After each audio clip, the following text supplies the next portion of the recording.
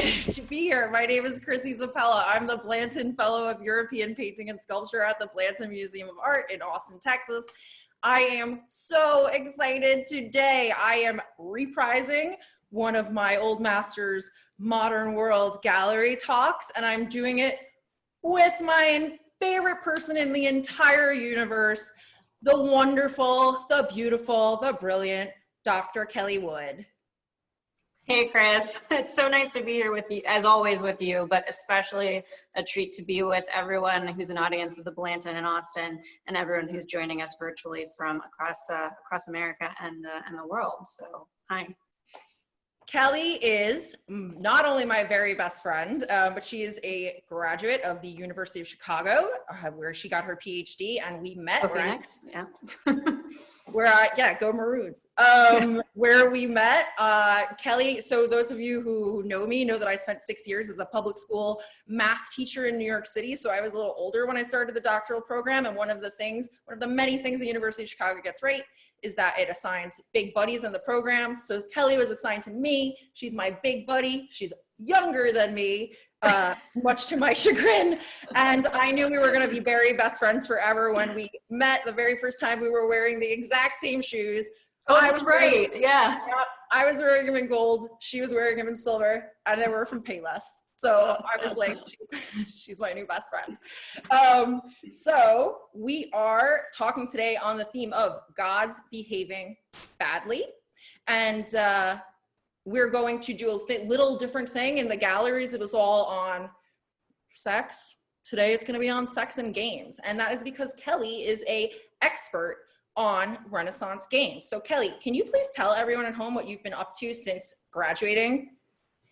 Yeah, thanks. Wow, gosh, a long time ago. Well, I was fortunate enough to have a 3-year postdoctoral fellowship at the University of Michigan and the Society of Fellows. Currently, I have the honor of being the assistant professor of Renaissance art at the University of Tennessee. And I've been continuing my trans-historical work on games, sports, and play as mimetic representations from the early modern period forward, publishing on everything from printed game boards to football in early modern Florence, and also contemporary video games. And I'm also currently a consulting curator for Qatar Museums, and we're opening a permanent wing of a museum in anticipation of the 2022 World Cup, tentatively titled A Global History of Sport. So a lot of sports and games and fun. So I had the best big buddy ever because she's amazing. She's also not telling you she had a Fulbright at the Kunsthistorisches Institute in Florence, followed by a 2-year Samuel H. Kress pre-doctoral fellowship at the National Gallery of Art in Washington, D.C., because she's just great at everything she does. And we're really lucky to have her. I'm so excited to be doing this. I'm very, very fortunate to be here today. Thanks, Chris. You're too kind. We're going to talk a lot. So here's the thing. Kelli and I are going to be, I'm going to be drinking wine and talking about art with my best friend. This is literally what we do most nights of the week. So we're super excited. You should have us on gallery view because we're really going to be talking. Let me do a little housekeeping in the beginning. First thing I want to say is this is a reprise of Old Masters Modern World, and with all of those lectures, this comes with an adult content warning. There is a little talk of sexual violence right at the beginning, then we'll get over it. We're going to end on a happy note, I promise. So please take that as you will. If you feel like you or your loved ones need to be seat belted into your kitchen chair, please do that now, and we will do that. We'll get started pretty quickly. The other thing I want to tell you is you're all muted. We can't hear you. If you want to talk to us, and I hope you do, because I see you're coming all over. Oh, I see you. Michigan is here. Chicago's in the house. Knoxville, Tennessee, Texas here. Howdy, y'all. Massachusetts, Madison. We've got a national audience. Hey, guys. So you're muted, we're not. If you want to talk to us, it goes in the chat. If you have to ask us a question, please do that in the Q&A box, because as the chat moves, the questions will move up, we won't get to them. If you put it in the Q&A, it's in one place, we can answer your questions. Normally, curated conversations, we take questions as we're going. This one, because of the nature, and we want to move through a lot of images, we're going to wait until the end to take all of your questions. And really, we're really psyched to do that. Because it's happy hour, we hope you've fixed your favorite drink. Is anyone drinking the ambrosia cocktail? You can tell me yes by hitting Alt-Y, or I think it's Command or Option-Y on a Mac, and your hand will raise. I picked it out. I'm pretty psyched about it. Seems like you should be drinking it on a beach, which is where I wish I were. So now, without any further ado, I want to say, while we're all here, that, sorry, I'm just too early screen sharing. I'm so excited to be at the Blanton, and this is I'm gonna say it again, Old Masters Modern World. And this is part of a lecture series that I started to answer the question that I get asked the most frequently, which is, why even look at these paintings? Why are we looking at a bunch of paintings painted by dead European white men 500 years ago or 600 years ago? And to that, that's a legit question. I think that you should be asking those questions. It shows you're interrogating the world around you. I think for me, there's two major reasons. The first is that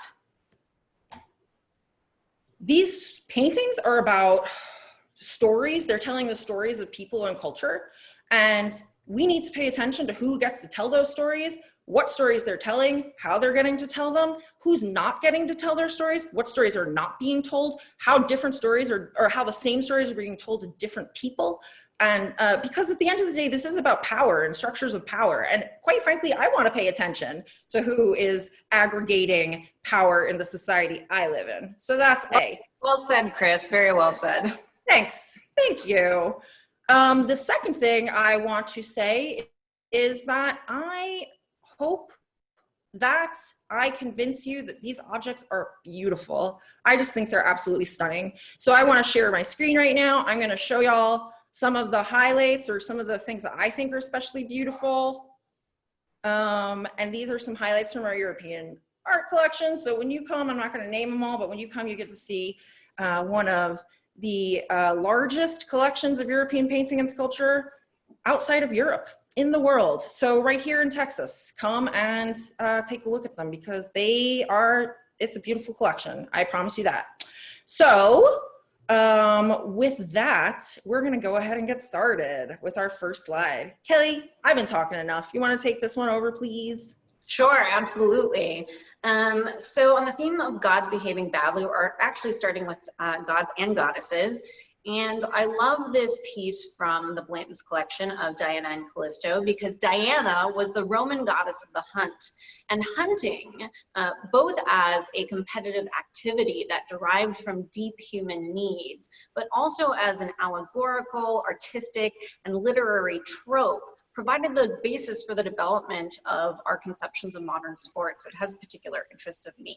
And what you're looking at here is a Cassone panel by Andrea Schiavone, who was a Croatian artist from the Dalmatian coast who started working in Venice. And Sydney, for the art historians out there, Sidney Friedberg credits him with a, he thinks, mixedly successful Venetian style of mannerism. And we see here a scene of Diana and Callisto, which according to Ovid, a Vidian myth and the Metamorphoses, the Roman god Jupiter, the equivalent of the Greek Zeus, right, for everyone out there remembering their mythology, disguised himself as Diana, the goddess of the hunt, a chase goddess, to trick her favorite follower, the nymph Callisto, into having sex with him. Now, this is a real problem because Diana and all of her followers had taken vows of chastity, Diana being a virgin goddess, right? So that was a real problem. So what we see here in the far left, where Chrissy was just using the cursor, is a scene of Jupiter in the guise of Diana in embrace with Callisto.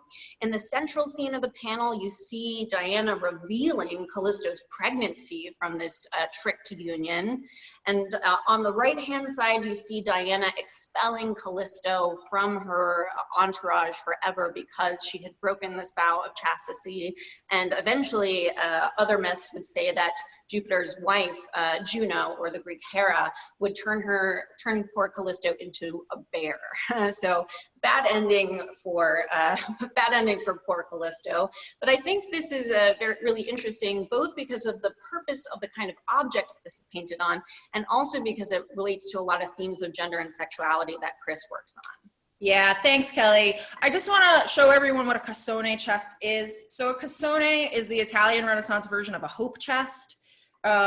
These were just literally chests that would have a woman's trousseau, her dowry, the objects that she would take into her new home. They were ceremonially carried when a woman was married into her new home, and they were brought into that space. So they're objects for the domestic sphere. Women are looking at them and using them, mostly young brides. And they will contain these objects that a woman will need to run her household, right? So to get a sense of these objects' role in domestic space, the painting I love to look at the most, not only because I think it's one of the most beautiful paintings in the world, duh, but also because it's showing the use of this cassone chest, is Titian's Venus of Urbino. This is in the Uffizi. It is not in the Blanton. Don't come to the Blanton trying to see the Venus of Urbino. You'll be disappointed. You'll be excited about other things, but you won't see the Venus of Urbino. Now in the top right corner here, what we see here is this young bride going into a cassone. Now the whole thing is a painting that, like the cassone, would have been made probably at the beginning of a marriage. And it's a marital, I think we can call it a type of marital allegory, right? So it's showing you the two ways in which women get to have agency inside of a marriage. And that is through sexuality, but sexuality, by the way, only towards her husband, as this little dog, Fido, Fidelity, at her feet is showing you. And this woman is very sexy, right? She's reclining, her hands are across her genitals, she's got the roses in her hand, she's giving you this come hither stare, she's got this beautiful Botticelli, goldy blonde, beautiful hair that we associate with this Renaissance color, this gorgeous goldish red, rose gold. And she's got a pearl earring on, because we are always comparing women to pearls in the Renaissance because of their perfection, their purity, their shape, the spherical shape. So we have sex in the foreground. And back here, we have the other way that women are supposed to behave in the marital sphere, and that is the running of the household, right? So here is that cassone chest. And we see that here's the young bride with a household servant or someone related to her maybe, and they're using this cassone chest in the domestic space. So so let's go back to Diana and Callisto. Why do I think this is important? Well, think of the myth. Kelly, I think there are some obvious reasons why Diana and Callisto would be the kind of painting you would put on the front of a cassone chest, right? So when we imagine, by the way, so we're talking about like that would have been here, okay? Right. So this would have been across one of those chests. Why would we do this? Well, you know, with Diana being a chaste goddess, I think that one interpretation of this is obviously that a woman should be guarding and protecting her her chastity in coming into marriage, right? That she's showing that she's coming into marriage a virgin and chaste and virtuous for her future husband. Yeah, that is absolutely critical, right? In the Renaissance, a woman is valued by her virginity largely, right? Going into a marriage later on, it is clear that women, even when they're known not to be virgins, they're still marrying well. But really, the most valuable thing a woman is bringing into a marriage at this time is her virginity.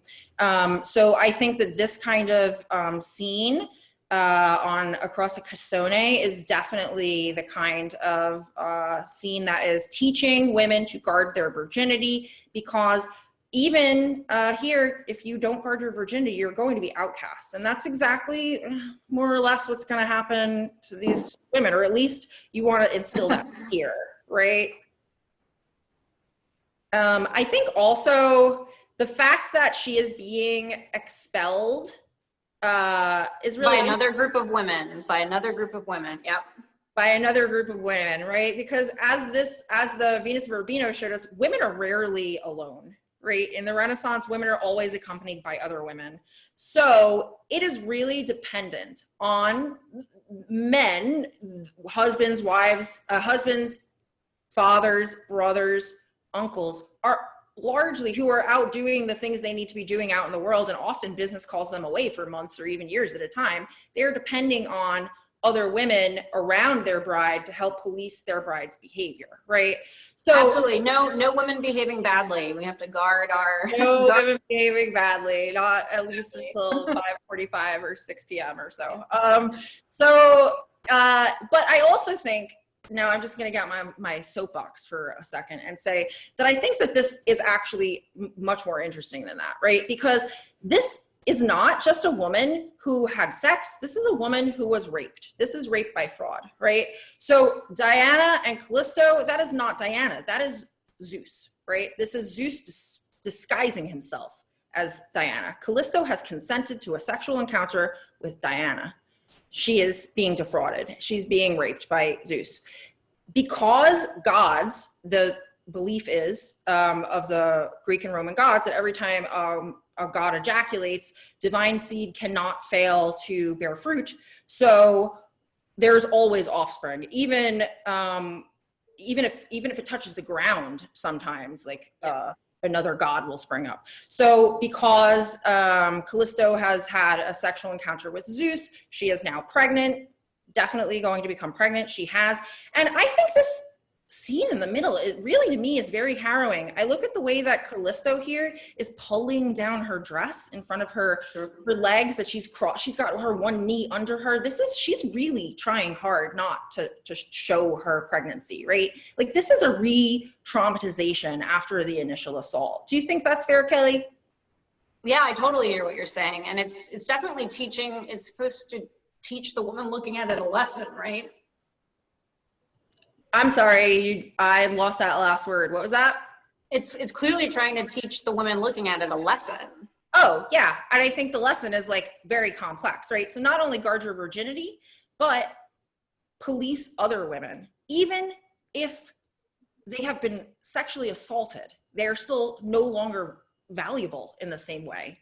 So it is this female maintenance of the patriarchy, right? It's women, it is men using these objects to teach the lesson of that the women around you should be looking at you, looking at your behavior, and if you misbehave, you are going to be exiled from the group. So it's kicked out. Oh my goodness. I'm going to be quiet for a second. So it's creating, I think it's promoting a culture of surveillance in a lot of ways. Not only promoting a culture of surveillance, but a culture of fear, right? Because the people looking at this know that they're being surveilled, and they know that the women around them are watching them. I know that there's more I wanted to say about this, but. Well, I think this might be a good point. It's so interesting how the exact same subject matter of Diana and Callisto is represented in a totally different way in a different in the Bruegel painting from the Blanton's collection. Yeah, thanks, Kelly, for moving me along. This painting, I love this painting. I gotta be honest with you, this is one of my favorite paintings in the world, never mind at the Blanton. It's just beautiful, just gorgeous. It's so beautiful. So here we go again. It's a different take on this theme. So it's a couple decades later. It's a different country, and it's a different kind of object. This is not a Cassone chest. This is not for well, it is for domestic space. We'll get to that in a second, but it's not for women's use. It's not primarily for women's use. This is definitely for men's use. So what do we see here? In this case, we have Diana. We know it's Diana because she has her crescent moon. Women are ruled by the moon, where, we wax and wane, just like the moon. So Diana has her crescent. That crescent, by the way, gets picked up by the Virgin Mary later on. It also becomes a symbol of Virgin Mary, also a virgin. Diana's a virgin goddess. This is not a coincidence. And here we go with Callisto here. They're pulling off the robes from her. I don't actually think that Callisto looks more fleshy than the other woman around her, but it is clear that this is who Diana is. exiling. And this is a very sensuous painting. Don't you think, Kel? It's just beautiful. It's just the quality of light. Is this oil on copper? Is that correct? It is definitely oil on copper. So for those of you who know, let me explain this. This is why technical art history, by the way, guys, if you get the chance to talk to conservators, really please do that. They know so much about paintings, and what they'll tell you about oil on copper is you have like two kind of perfect mediums coming together, right? So oil paint, you know, if you have oil in a jar, you can see through it, right? Oil paint is essentially translucent. Light goes through it. So when you layer it, it's passing, the light is still passing through it. Why is that relevant here? Because the background is copper, so like a penny, right? But it's a shiny copper. So what happens on this, so it's providing that gold warm background tone, but also when the light goes through the paint and hits the copper, it's gonna hit the metal and bounce back. So this painting and all oil on copper paintings do glows, right? Now, why is this? Can you show us the scale of this painting? I think you got a photo of that. Yeah. So here's a picture of me looking at it. It's a tiny little guy, right? And it's totally sensuous. This oil surface on the copper it also doesn't get soaked into the support. It sits on top of it, and as a result, it has this sheen. The surface almost looks licked. They're shiny, they're glossy, they're unctuous, they're oily. And at this scale, they're asking you to lean forward and put your face into these bodies, right? This is a very different rendition from the one that we saw with the Schiavone, which was not this kind of sensual object. And I think, Kelly, you want to can you talk about that? Yeah, absolutely. Part of the scale and the luminosity and frankly the erotic subject matter of the painting relates to its probable context, why it was made and how it was viewed. And so I put up here a slide of Franz Franken's Chamber of Art and Curiosities, because he was an artist working in Antwerp, and his scenes of the German Preziosenband, or something similar to a table displaying your valuables, your precious valuables, including pieces of art and pieces of nature and technology, similar to a Wunderkammer or a cabinet of curiosities, is a place where collectors would display objects of both art and nature and technology. And if you look to the far right background of the painting, you see kind of this in action with two gentlemen in a room viewing these kinds of works. So the idea is, if Chris, you can kind of point to one of the bottommost panels there, that you could actually physically pick up and get close to potentially. Now, it might have been inset in something, but it also could have been placed on a table like this for really close viewership of the sensuality and the luminosity of this work. Yeah, I think that interactive thing is so important here, because this is a very sexy painting and it's asking you to have a physical encounter with it, like a very close encounter with this painting. Your body comes very close in proximity to those bodies. And I think that's part of the performance. Like, this is a very almost performative piece of art. Like, it's inviting you into a performance with it. Kelly, can you talk more about these shells? Because, so Kelly's also, in addition to being like, one of the leading world experts on Renaissance games, she's also doing cutting edge theory on ecologies and maritime ecologies especially, but not only, in relating to shells. Please tell us about that. Yeah, well, so one thing that connects, I think, both the context of collecting and the subject matter in the painting are the shells that you see in the bottom right-hand corner of Bruegel's Down on Callisto, which we've enlarged here. So you see a large conch shell, you see some oyster shells, and then you see strings of pearls. Now, shells and pearls like this were really precious and foreign to Europeans who didn't have access to them except for some of them coming from Ireland before this. During this time period, the Portuguese and later the Dutch East India Company are setting up port cities on the Indian subcontinent like Goa and Cambay so that they could import precious materials and spices to the ports of Europe like Lisbon and Amsterdam. So shells were one of these kinds of objects that were polished to have the same kind of luminous sheen as the overall painting itself.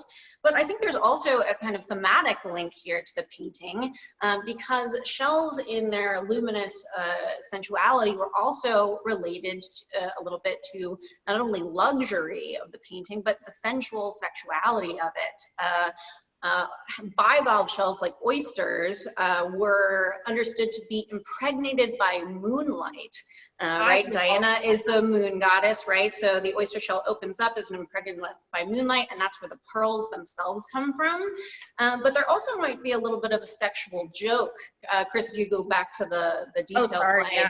Because the word for shell in Italian, conca, was a bit of a double entendre for the female anatomy in madrigals and songs at the end of the 15th and beginning of 16th century. So both in the luminous quality of the paint itself, the luxury subject matter of knowing that these are foreign and exotic and imported and valuable, and also that kind of play on female sexuality all really ties into the entire context in which an object like this would have been seen and how it would have been valued by a male collector.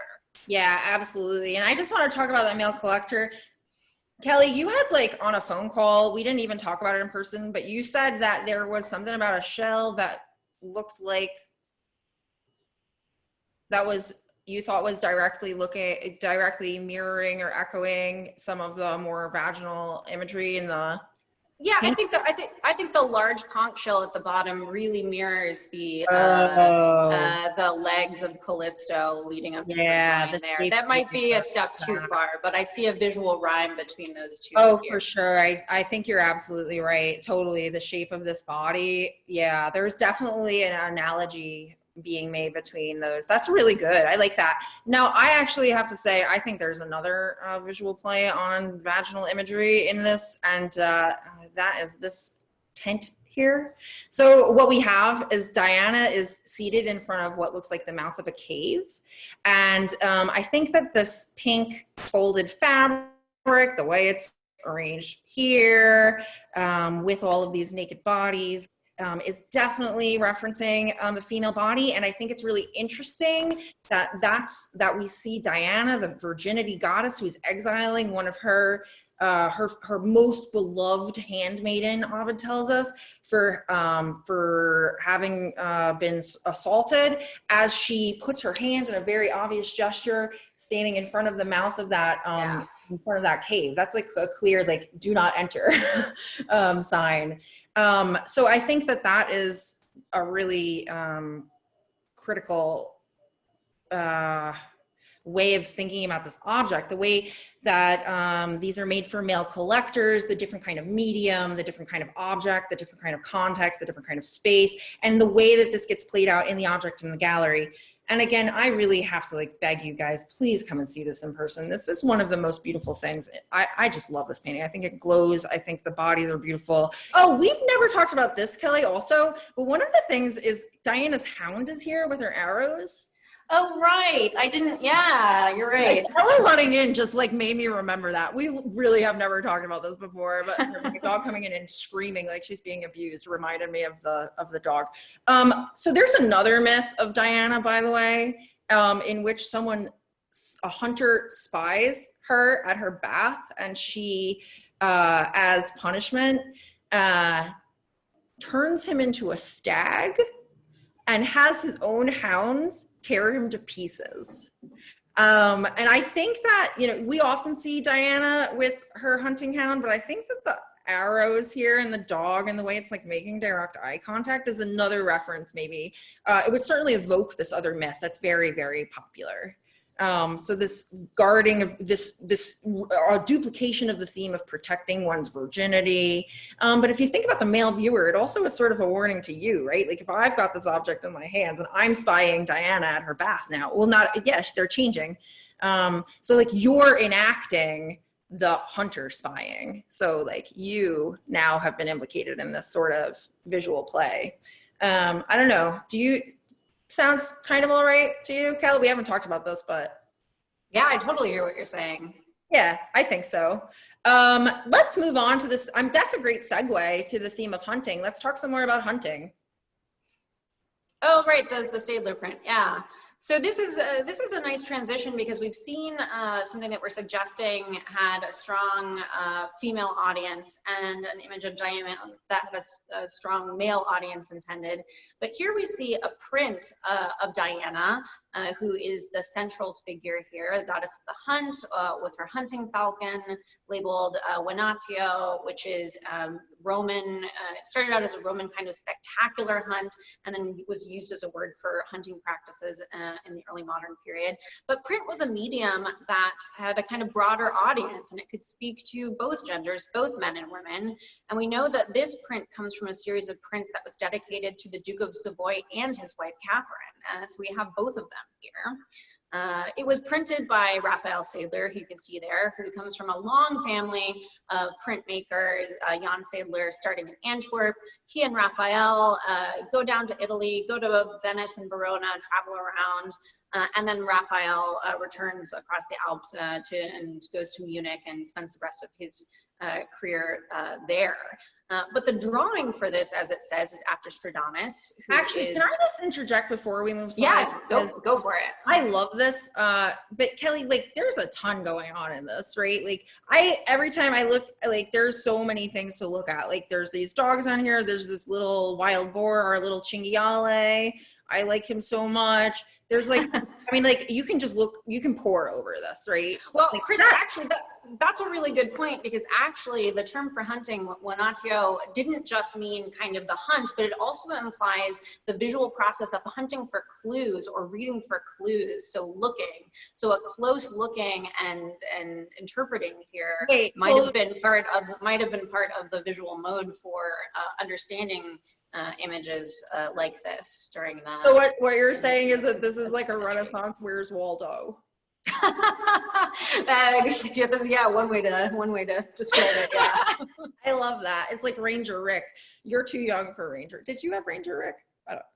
I'm so old. Sorry. Okay, do you want me to move this? Go to the next slide. Yeah. Okay, thank you. So, but actually that's a good point, because you can see how much the Staedtlers did between the drawings. So the design for this was made by Giovanni Stradano, who was a northern artist, but working in Florence for the Medici court. And so on the right here, I've shown you that Cooper Hewitt has the drawing for this, where he's helpfully labeled Diana so that we know what's going on. And you can see to the extent to which this isn't just reproductive printmaking, right? Yeah, Raphael Staedtler has added a lot of his own influence into what we see here is this final work. This is the final.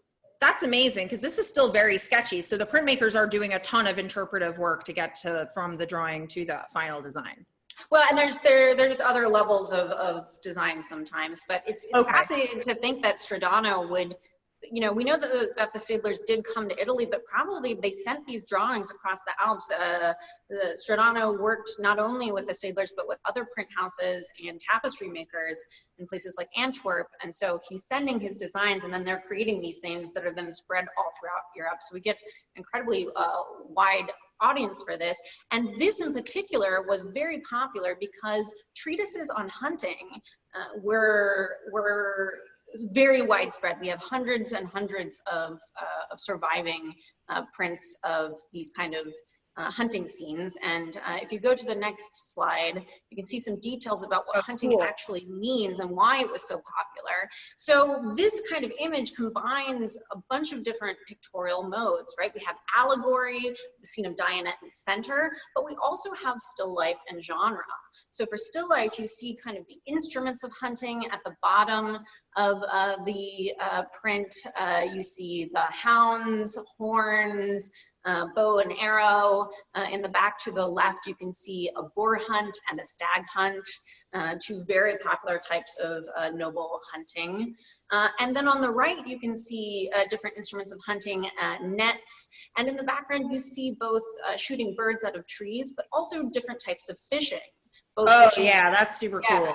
Yeah, both fishing with poles and net fishing. So you see a lot of nets for fishing, which was another popular sport that that people participated in. And what I love about the emphasis on fishing in the background here is, if you go to the next slide, Chris, the back of the verso of the preparatory drawing for the Diana hunting scene has an image of pearl fishing in the Indian Ocean on it. So that's what you're seeing here. So I don't think that it's at all a stretch to think that these artists are thinking about and keeping all of these things in their mind at the same time. Here you see the pearl fishers in boats hang off ropes to kind of weight themselves down, descend. That is unbelievable. Shells and pearl shells in those waters. So they're weighting themselves down and then that is so crazy. They hold stones, they weight themselves, they go drop to the bottom of the ocean floor. If we have time in the Q&A,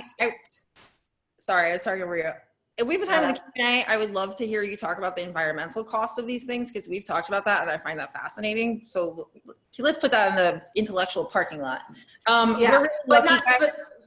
less on the theme of God behaving badly and only a little. No, but not, because the truth is, let's talk about hunting as a leisure activity. And I think the way to do that is to move to this painting that I love. I have just fallen in love with this painting. And guys at home, you would love this, Kelly, because this is the painting, one of the paintings you see as you're leaving the European galleries and going over to the ModCon, which please go to Modern and Contemporary. I love our Modern and Contemporary collection.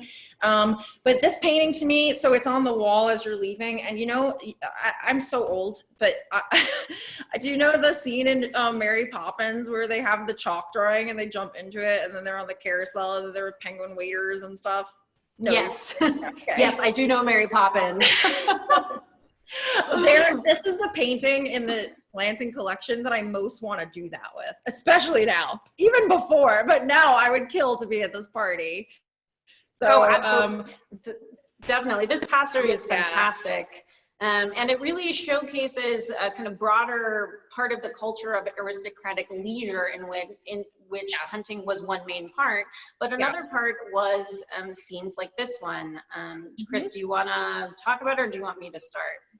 I'll do some general analysis. I think you have some interesting things to say. What we see here, it is part of this idea of gods behaving badly, because what we have here is a party that's probably happening on the outskirts of Rome, right? Or maybe even how urban was, it's happening near Rome.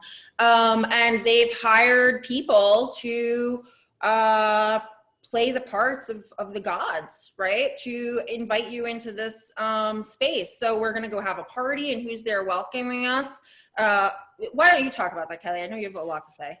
Well, yeah, so if you wanna, where are the entry points into the painting? An obvious point is on the bottom right-hand corner. You have this well-dressed gentleman who's gesturing, welcoming you into this space, which, as Chris says, could either be just a party scene with hired characters. It also could be a partially allegorical scene, and those characters are meant to be read as mythological. And you're being invited into this liminal space where there's different rules for comportment, this garden space where amorousness and play and fun are allowed. If you look at the far left side, you see a long banqueting table that's being perhaps set up or taken down. Behind it, you have a credenza, which is a piece of furniture to display all of your plates and luxury ware that will be used. In the center, we have women playing music, and likely women are finally professional, allowed to be professional musicians in a still virtuous and proper sense. And Chris, I think you're going to do something about I have a lot to say about. I do. I have a lot to say about women musicians in this period, because our what I believe to be perhaps one of the most beautiful works of art in Texas, our Simone Vouet Saint Cecilia painting comes from this period, and I'm organizing a special exhibition on it now. And what we see at the beginning of the end of the 1500s, beginning of the 1600s, is for the first time, well, it's becoming more that women are performing music in more and more spaces other than sacral spaces. So it's not just church singing anymore. They're doing private performances as well. There's a lot of legal issues.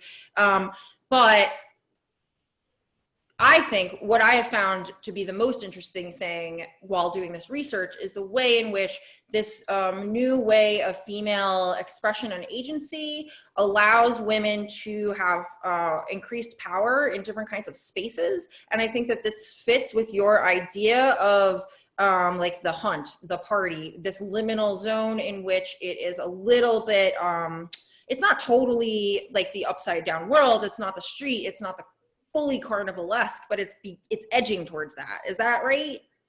Absolutely. It's spaces of play and leisure of the otium rather than a gotium of work allowed for different kinds of comportment and a little bit more quote unquote behaving badly, if you want to think about it that way, in a time period where people's movements and work and dress and even movement through the city are really regulated. So yeah, this would be a space where more fun could be had. And I just love this. I love the combination of the music, using the idiom of classical sculptures in the background and in the center to evoke the feeling of the rebirth, as it were, right? Reimagining the antique in the present as a part of this sense of fun and festivity. Yeah, I love this. I love that we have these two riffs on gods here. We have this gentleman with just a drapery around his lower half playing a pan flute. It's obvious, well, not obviously, I think he's meant to evoke the god Pan, who's out in the forest playing his pan flute and having sexy fun. I think this guy here with his tambourine and the wreath, while maybe not necessarily Bacchus, although Bacchus was definitely one of the gods that they were hiring people to perform as a lot. Yes. Yeah. So at a party, it would be very common to have a guy playing the part of Bacchus. Bacchus is the god of wine. And he's there hanging out with this woman. And I think what I love about this painting, it's not a huge painting, it's a big painting, but it really invites you in. There's so much to look at. I love especially the feathery, tactile quality of this foliage. Everything about this painting makes you want to become a part of it. You feel you're being welcomed into it. I mean, especially now, like there's nothing I would rather do than be at this place with you.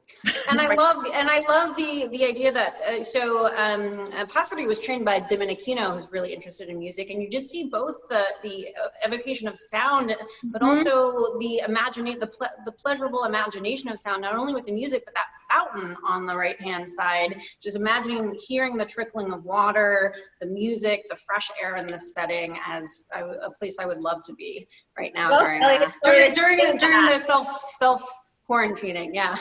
It's very funny you say that about that fountain, Kelly, because you remember this. Oh God. Oh my God. There was a in Milan, outside of Castello Sforzesco. It was 100 degrees that day. It was 106 degrees that day. And in our defense, other people were in that fountain. This has been carefully cropped to make it look like we were the only people in the fountain. But we were not. It was like 106 degrees out, and we had a hard day of looking at art. And the Ronzanini Pietà, the sculpture that Michelangelo died in the middle of. It'll change your life. You should go and see it, and then jump in the fountain, because apparently they don't give tickets. So it's fun. I guess we're ending with an image. And ending with an image of curators behaving badly. Curators behaving badly. Just a little. I mean, just a little. It's all relative. It's all relative. Why don't we look at the Q&A? There's so much. Oh my goodness. I'm just going to go. How would something like oil on copper be preserved for 500 years? Wouldn't the oil smear off the copper? There has to be some kind of preparatory layer. This is a really good question. Surfaces are always prepared, right? So that they stick. This is a great question for a conservator. I have someone I'm going to ask about that and find out what the preparatory layer on an oil on copper is, because you're right. That would be a very, there isn't a lot to attach to. I guess you could stipple the surface too of it though, too. there's an answer to this, and I'm gonna find it out, and I'm gonna post it to my Instagram tomorrow. The St. Louis Museum of Art is doing a huge show on painting on non-traditional surfaces like metal and stone. Yeah, stone. That was supposed to be, I don't know because of the COVID if that's happening on time, but there should be for all those who might be interested, that should be coming out. I hope that it happens. I will go. You want to go? Let's go. I love that museum too. Please speak to blue drape in prior painting. There are a lot of questions about the blue drape. Are we talking about this Venus of Urbino blue drape? If someone in the chat can just say what blue drapery you specifically mean, and I will get to that. In the meantime, oh, Kelly, someone wants to know about the paucity, about the little kitty cat. We talked about that yesterday, and we forgot about it. Oh, that's right, yeah. So as part of this kind of evoking the genre, right? So as seen from life, we have a couple of beautiful details here, and one of them is a little cat perched upon the balcony next to the tree up there. So he's small, but you can kind of see him there. Yeah, so and it's a little bit of flavor to the scene. Exactly. I love Renaissance paintings, even in in the Brancacci Chapel, all those little weird monkeys hanging out. There's so many random animals in Renaissance paintings. I think it really adds to the sense of this being a domestic setting. This is happening. There are things going on. This is life. Remember when that used to happen? Yeah. Let's see. Did anyone blue drape in the second Diana painting? Blue drape in the second Diana painting. Here, this one. This blue drape? Well, that's really interesting. I'm not particularly convinced of any specific symbolism, but what I will say, what I would say is this. The combination of the blue and the red is very evocative of what this Renaissance audience, this kind of blue and red drapery combination, the person viewing this is primed to see red and blue drapery and think of a specific person, and that is the Virgin Mary, who wears the red,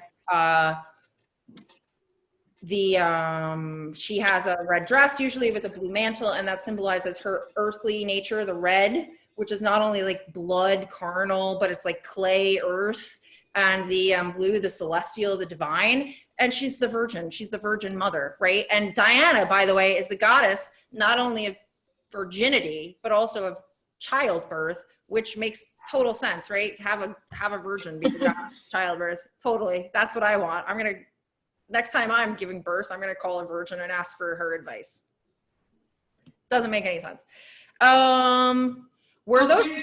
What? Here's a question. So John wants to know, what other kinds of sport did they play in early modern Europe? So in addition to hunting, this is also a time when we get the development of things like tennis, right? So we have tennis being played, the Calcio Fiorentino, which is Florentine football. It's a little bit closer to rugby than regular football, or soccer for Americans, football for Europeans. And so we have soccer, we have tennis, hunting, all kinds of ball games, croquet, cricket. They're doing a lot of both competitive kind of sports, but also kind of fun leisure sports are all ways that they're utilizing spaces like that garden. Yeah, definitely. Yeah, thank you for bringing that to our attention. This is, I've always found your research fascinating. You're working on collecting a lot of this stuff right now, right? Yes. Acquisitions is a fun part of curating. Oh, I don't know. Kelly, do you feel comfortable answering? Maybe this might be a stylistic choice and not a natural one at all. The question about why are the birds so small in the Juanatio print? Why are the birds so small? Yeah, the falcons that she's hunting with. I think it's suggestive of her scale as being a goddess here, but that looks about right for what a falcon would look like. I think that's in proportion to her, whereas the owl, which is another bird of prey on the stand, is more, I guess that looks a little small. The owl looks a little small to me, whereas the falcon looks about right in proportion to Diana. if you've ever seen falconry. I've spent a lot of time going back and forth between Qatar and America for my job at the University of Tennessee and working on that. And falconry is big time in the Middle East. So yeah, I've gotten to see a number of falcons in action, and they're really impressive hunting with falcons. Yeah, I believe it. There's a question here about, is the composition of the paucity, which I pulled up, have a layer that deals with the senses? I think absolutely, and I think we started to get into that a little bit, right? Like the tactility of the brushstrokes here is inviting you to touch, like feel this touch. The trickling water that Kelly mentioned, the female musicians, the sound. Can we smell anything? No, but believe me, I can feel the cool breeze and smell that grass and greenery. God, I mean, like, there's literally nowhere else. I just wish we could be there. Absolutely.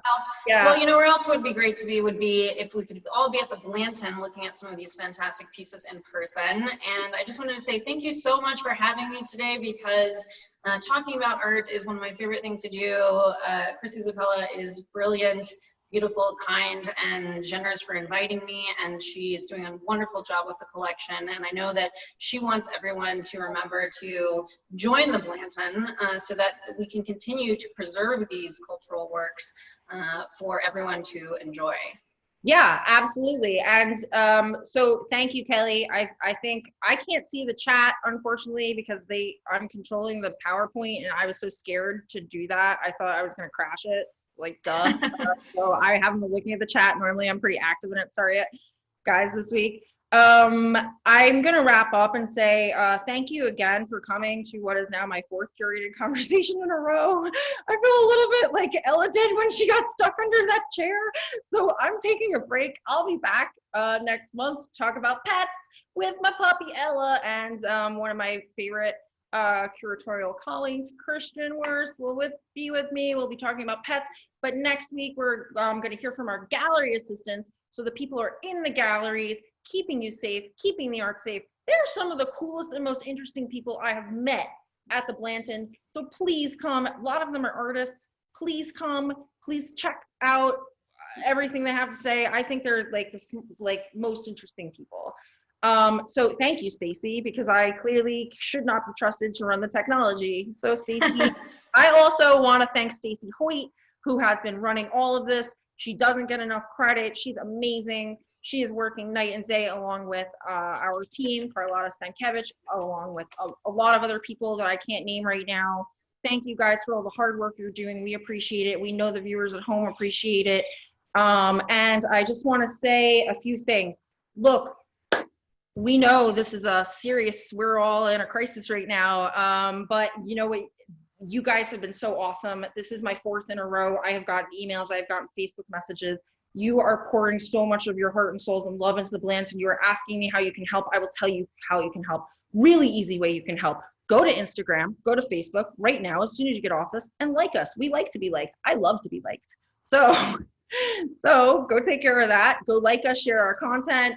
It's free. It takes a second. You'll learn some interesting things. Hopefully, if you don't, shoot me slide into my DMs, shoot me a message, and I'll see what I can do about it. So please like and share our content. Also, become a member or renew your membership. It's really important right now. So please go ahead and renew your membership. I'm doing this in the wrong order. You can make a donation to the Blanton Together Fund, which is keeping the Blanton staff together at the moment during the quarantine. We would really appreciate that. Any amount helps. $1 to $1 million. We'll be happy to take it and put it to good use. Also, if you want to see the other curated conversations or so much of our amazing programming, you can do that at blantonmuseum.org/museum from home. There's tons of stuff, video for little kids even, and Blanton Together Fund. Or if you want to just sign up for the newsletter, blantonmuseum.org/subscribe.